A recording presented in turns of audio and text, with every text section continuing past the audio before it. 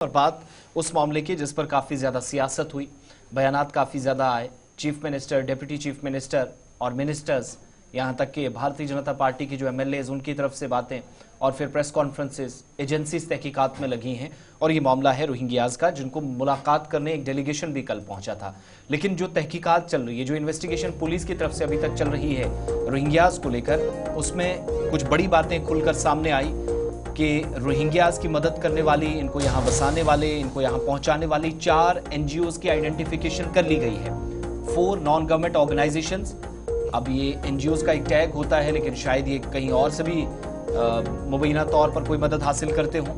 इसके अलावा ये भी पता चला कि 162 ऐसी रोहिंग्याओं की लड़कियां हैं जिन्होंने मकामी लोगों के साथ या जो यहाँ के लोकल्स हैं, स्थानीय लोगों के साथ यहाँ पर शादियां की।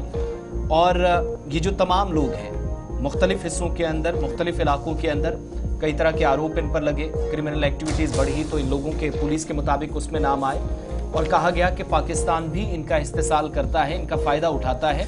तो इसलिए इन तमाम लोगों पर इन्वेस्टिगेशन करना जरूरी है। सरकार के मुताबिक 4 गैर सरकारी तंजीमें या एनजीओज जिनकी निशानदेही हुई, जिनने यूनियन टेरिटरी में या उस वक्त की रियासत में रोहिंग्याज की मदद की, जबकि तहकीकात से यह बात सामने आई कि 158 म्यांमारियों ने आधार कार्ड हासिल करने में कामयाबी हासिल की।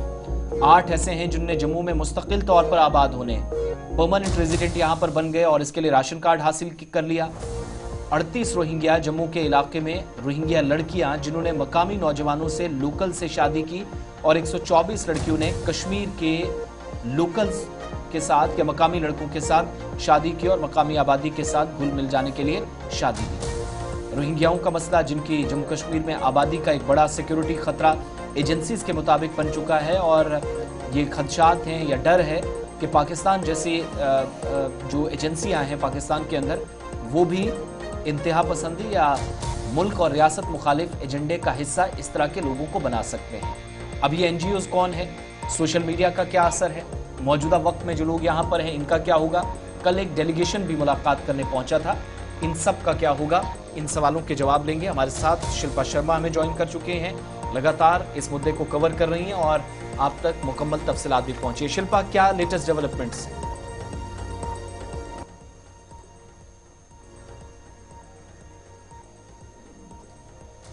शिल्पा, अब तक आवाज पहुंच रही है?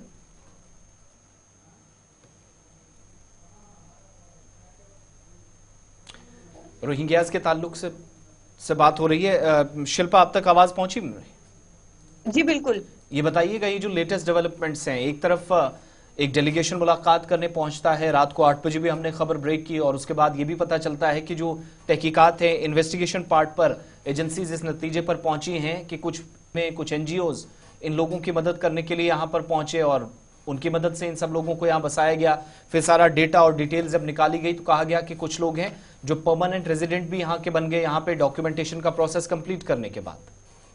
जी बिल्कुल। देखिए, अधिकारियों ने जम्मू कश्मीर में रोहिंग्या को बसाने वाले, रोहिंग्या की मदद करने वाले जो है वो 4 एनजीओ की पहचान की है। ये 4 एनजीओ जो कि कश्मीर में स्थित है और 158 के करीब, जिस प्रकार से आपने कहा कि 158 के करीब जो है वो आधार कार्ड जो है वो जो माइनवर के लोग हैं उन्होंने आधार कार्ड बनाने में सफलता पाई है, जिसमें से मैं आपको बता दूं कि 97 के करीब जो है वो कश्मीर डिवीजन की है और साथ ही साथ 61 के करीब जो है वो आधार कार्ड जम्मू रीजन में जो है रोहिंग्या को इश्यू करवाई गई है। माफ कीजिएगा, 8 के करीब जो है वो राशन कार्ड देने में जो है वो उन्हें मदद मिली है, यानी कि उनके पास जो है वो 8 राशन कार्ड रोहिंग्या लोगों के पास है, सफलतापूर्वक वो उन्हें प्राप्त हुए हैं। 38 के करीब जो रोहिंग्या लड़कियां हैं उनकी जो है वो जम्मू रीजन में लोकल युवकों के साथ शादी करवाई है। 124 के करीब जो है वो कश्मीरी लोग, वहां के जो लोकल युवक है उनके साथ शादी करवाई है। अगर इन लड़कियों की अगर मैं बात करूं तो देखिए, खबर ये सामने आ रही है कि इन रोहिंग्या लड़कियों को पैसे देकर जो है वो म्यांमार से जम्मू कश्मीर लाया गया ताकि यहाँ पर जो है वो अपना यहाँ पर जो है वो लोकल स्थानीय लोगों के साथ, स्थानीय लड़कों के साथ जो है वो शादी करे और यहाँ की जो जनसंख्या है उसे बढ़ा सके। जो यहाँ पर उद्देश्य है जो बताया जा रहा है, सोर्सेज बता रही हैं कि जो उद्देश्य है जम्मू कश्मीर में रोहिंग्या को बसाने का, यहाँ पर जनसंख्या को जो है वो बढ़ाया जाए। इन रोहिंग्या की अगर हम बात करें तो इनके अलग अलग इलाकों में इस समय ये बसे हुए हैं और इन रोहिंग्या को एज अ मजदूर कम पैसों में भी इस्तेमाल किया जा रहा है। ऑफिशियल का ये कहना है कि ये रोहिंग्या जो कि रेप के मामले में भी पाए गए हैं, ड्रग पेडलिंग में भी पाए गए हैं, साथ ही साथ चोरी के मामले में भी पाए गए हैं। तो कुल मिलाकर अगर हम बात करें तो इनके पास जो है कई रोहिंग्या ऐसे हैं जिन्होंने डॉक्यूमेंट्स, जो दस्तावेज है, आधार कार्ड हो गया, राशन कार्ड हो गया, वोटर आईडी कार्ड हो गया, जो परमानेंट रेजिडेंस है, कि ताकि वो जम्मू कश्मीर में बसे। जम्मू कश्मीर में जो यानी कि पुलिस है उनकी निगाहों से उनके शक ना पड़े, ताकि लोकल से यहाँ पर जो है वो उनकी यानी कि लड़कियों की जो है शादी करवाई है, ताकि किसी प्रकार का कोई भी शक जो है वो रोहिंग्या पे ना जा सके। तो इस समय 4 एनजीओ की जो है वो पहचान की गई है और जो कश्मीर में जो 4 एनजीओ है वो कश्मीर में स्थित है। तो पूरी तरीके से समय आप देखेंगे पुलिस भी अलर्ट पर है, क्योंकि ये बहुत बड़ा एक सुरक्षा का मुद्दा बन चुका है। अच्छा, इन तमाम लोगों को हम देख रहे हैं कि इलीगल माइग्रेंट्स के तौर पर इनको अभी तक यहाँ पर ट्रीट किया जा रहा था। पिछले दिनों एक खबर आई कि बिजली और पानी की सप्लाई जो है वो कनेक्शंस काट दिए जाएंगे, कुछ के काटेगी भी गए, इस तरह की खबरें हम तक पहुंची। लेकिन सरकार सीधा इस पर कह रही थी कि जब तक भारत सरकार कुछ ना करे माइग्रेशंस के हवाले से या इन लोगों को अगर निकालने का फैसला लेती है तब यहाँ कोई फैसला लिया जाएगा, तब तक इस तरह का फैसला नहीं लिया जा सकता जो हिट्स काउंसिल की गाइडलाइंस के खिलाफ भी है। आज के समय में जिन लोगों की बिजली और पानी काटी गई, क्या रेस्टोरेशन के हवाले से कोई कदम उठाया गया? एक तो वो, दूसरा लोकल्स अगर किसी ने, चाहे वो अफसर हो या जिस किसी ने भी सपोर्ट की है, कोई इसमें पुलिस अथॉरिटीज इस बात की कंफर्मेशन कर रही है, कोई केस, कोई एफआईआर किसी के अगेंस्ट दर्ज हुआ? अगर इतना सारा सबूत, ये सारे एविडेंसेस हैं एजेंसियों के पास? देखिए, फिलहाल अगर उन रोहिंग्या की बात करें, जिस प्रकार से रेवेन्यू डिपार्टमेंट ने ये कहा गया था कि 409 के करीब जो है वो रोहिंग्या के परिवारों के जो है वो बिजली पानी काट दी जाएगी। कुछ रोहिंग्या के, अभी भी कुछ रोहिंग्या लोग ऐसे हैं जिनके बिजली पानी को रिस्टोर नहीं किया गया है और कुछ क्षेत्र में जो है वो रोहिंग्या को बिजली पानी जो है वो यानी कि वहां पर जो है वो दे दिया गया है। लेकिन कुछ रोहिंग्या ऐसे हैं जिन्हें अभी भी रिस्टोर नहीं किया गया है। देखिए, ऑनर्स की बात करें, यानी जिन्होंने इन्हें जो है वो किराए पर मकान दिए हैं या फिर बस्तियां दी हैं, झोपड़ियां दी हैं, तो उन पर जो है वो एफआईआर दर्ज की गई है। लेकिन कोई बड़ी कार्रवाई की अगर हम बात करें, बड़ी एफआईआर की अगर हम बात करें, तो अभी तक कोई भी ऐसी जानकारी सामने नहीं आ रही है कि बड़ी कार्रवाई जो है वो की गई। क्योंकि अब देखिए, पूरी तरीके से डेटा सामने है कि इतनी लड़कियों ने यहाँ पर जो है वो शादी की है और पूरा जो उद्देश्य यहाँ पर ये बताया जा रहा है कि जम्मू कश्मीर में रोहिंग्या को बसाने का यही उद्देश्य है कि यहाँ की जनसंख्या का जो है, इसे इन जनसंख्या को जो है वो और भी ज्यादा जो है वो बढ़ाया जा सके।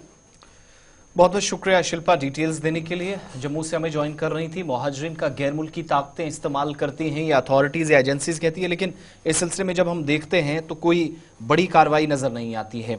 और जो एक डेलीगेशन भी आया उसके बारे में भी ज़रा मैं आपको बता दूं, ये तो NGOs की बात जिन पर इल्ज़ाम है कि उन्होंने इनकी मदद की। United Nations high commission for refugees, जिनका एक वफद जम्मू पहुंचा था, रोहिंग्या मुसलमानों से मुलाकात की और 2 लोग इतलात हैं कि किरयानी तालाब के अंदर जम्मू में मुलाकात करते हैं। एक जो खुद को भारतीय बताता है और दूसरा जो कि जापानी नागरिक था।